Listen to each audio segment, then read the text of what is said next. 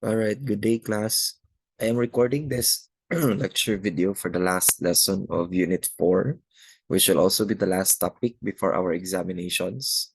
And I want everybody to take note and, of course, to review the lessons assigned in Quipper so that we may be able to comprehend and best understand the lessons that will be also included in our first examination. So today we are still on the topic of the different types of speech context wherein we are going to tackle public communication. So we have already tackled two types of speech context wherein we include or we discussed intrapersonal and interpersonal communication. So today we are going to be talking about public communication. So firstly, let us go over the different objectives or the two objectives of our lesson. First, we need to identify what public communication is and demonstrate appropriate verbal and nonverbal behavior for public communication. Now, as we go along with our discussion, there is an essential question that again I would like you to anchor our discussion in answering this particular question. What are the benefits of engaging in public communication?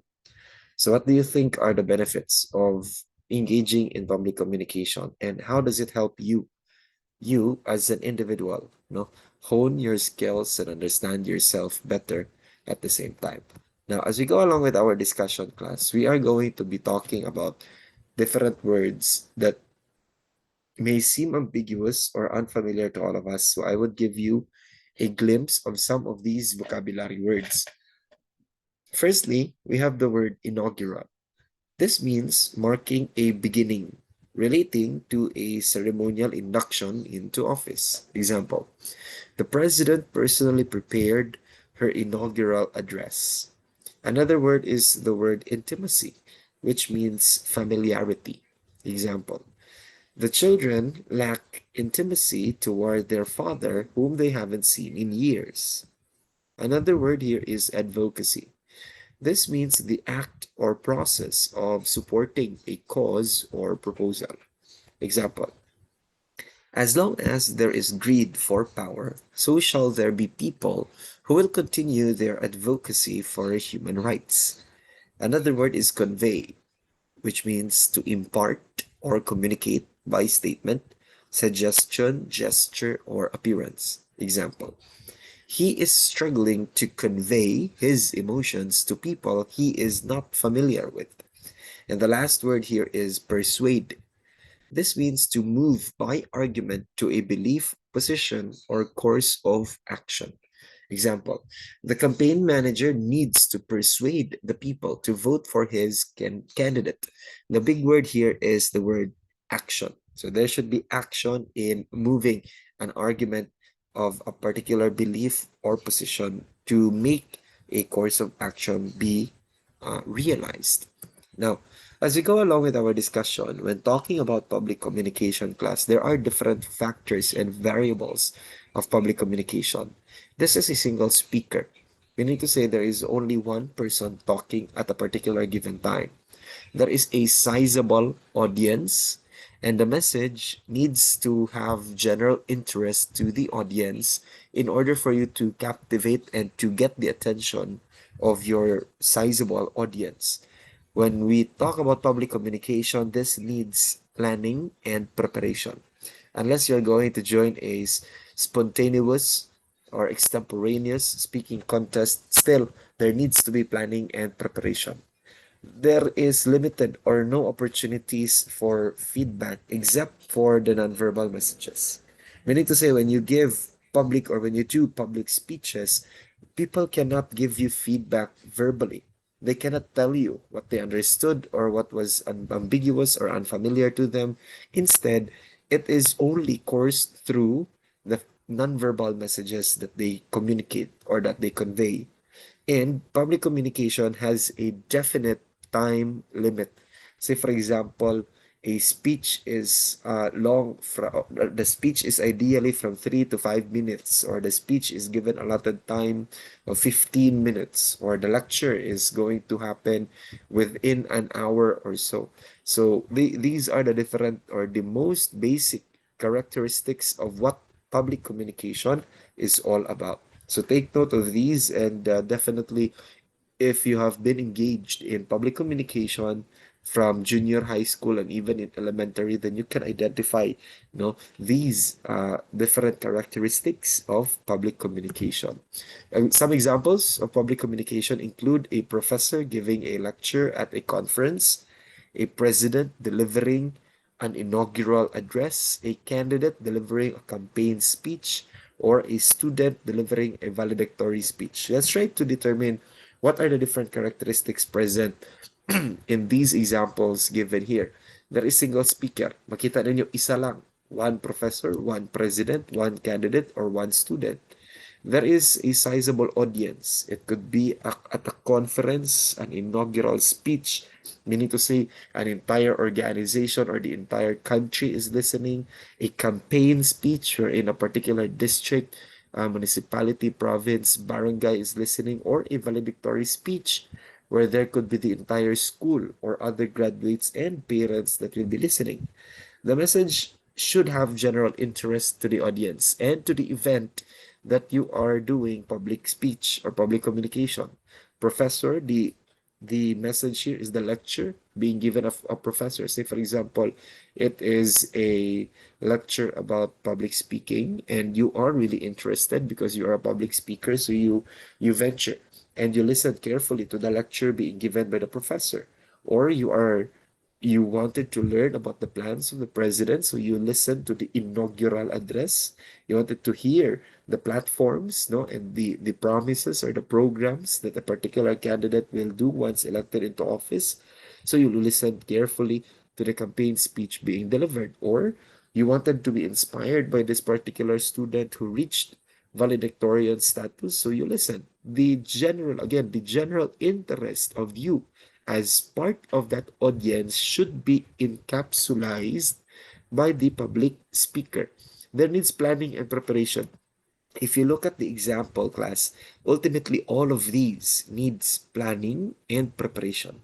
After you conceptualize what your speech is going to sound like, is going to look like in the imaginative or cognitive aspect of your audience, you need to prepare for it. How do you prepare for it? Number one, you draft it. You literally write a draft of your research and then you read it again.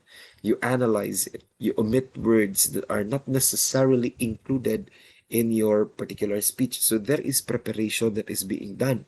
And it is, again, the opportunity to provide feedback is very minimal to none, except for the non-verbal communications or the non-verbal messages that we can consider as feedback.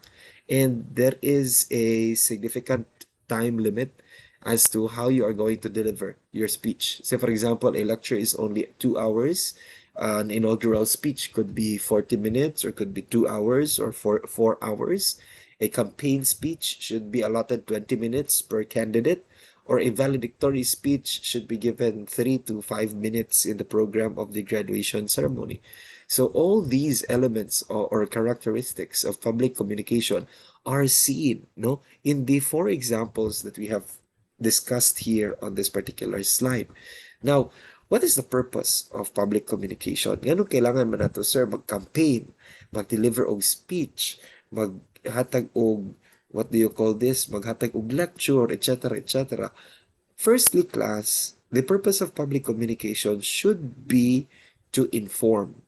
Meaning to say, professionals such as doctors and teachers deliver speeches during conferences and seminars because they wanted to inform a particular audience about a specific significant topic related, no, to the interest of that organization. Say, for example, there is a meeting of doctors in how to solve or how to aid the general public in COVID-19 pandemic. So there is no information being processed by that particular group or audience of doctors. It should also aim to persuade, meaning to say, convincing others to buy the products or to support a cause or advocacy or to vote a particular candidate. So if you're looking at the word or the phrase here, to persuade, and if you go back to the meaning of the word persuasion, there should be a move towards a particular significant action, no buying, supporting, or voting that the listener will do. That's the difference between convincing and persuading. Convincing, you're just going to tell someone that yes, I will vote. While persuading is actually having that person do the act without you actually dictating what to do. So that's persuasion. Another purpose of public communication is to entertain. And by entertaining, we mean to say delivering toasts during a special occasion, comedy speeches, mapakatawa kong tao, messages during school or company programs or parties. Meaning to say, this is a less casual, more on the witty aspect of delivering a public communication. So we have here the three purposes of public communication, which includes to inform, to persuade, and to entertain. Now, here is an excerpt that you're going to find in your study notes, an excerpt from or a novel by Mark Twain's Our Children and Great Discoveries. So I want you to read this speech by Mark Twain, and I want you to identify the different characteristics that we have discussed in this particular lesson. Now, what's the difference between public communication from mass communication?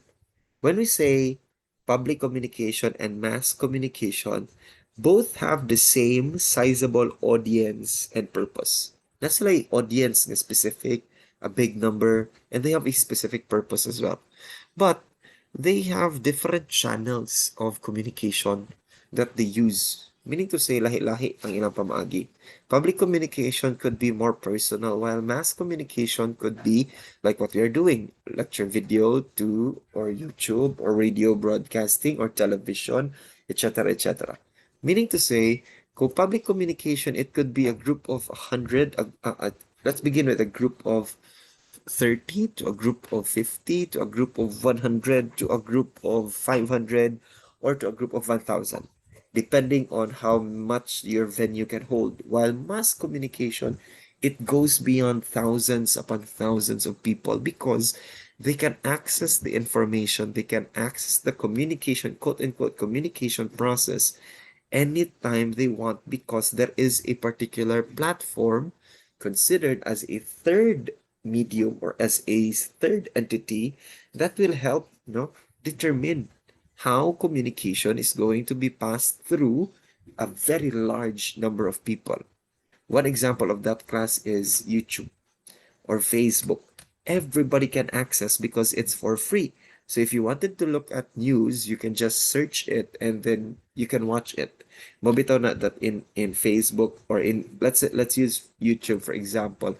There are videos that would have or that would reflect 1.4 billion views. Meaning to say, the video has been viewed either by 1.4 billion people or 1.4 billion times already. So that's what we call mass communication because definitely when you are in an arena or when you are in a particular building, doing public communication, you cannot speak to billions of people without the use of mass communication. Therefore, sabi nga dito, public communication and mass communication have the same sizable audience and purpose to inform, to persuade, to entertain, but their difference is the channel of communication that they use, whether be it personal, lecture type, in an arena type, announcement type, or are they using third party platforms such as television, social media, etc., etc.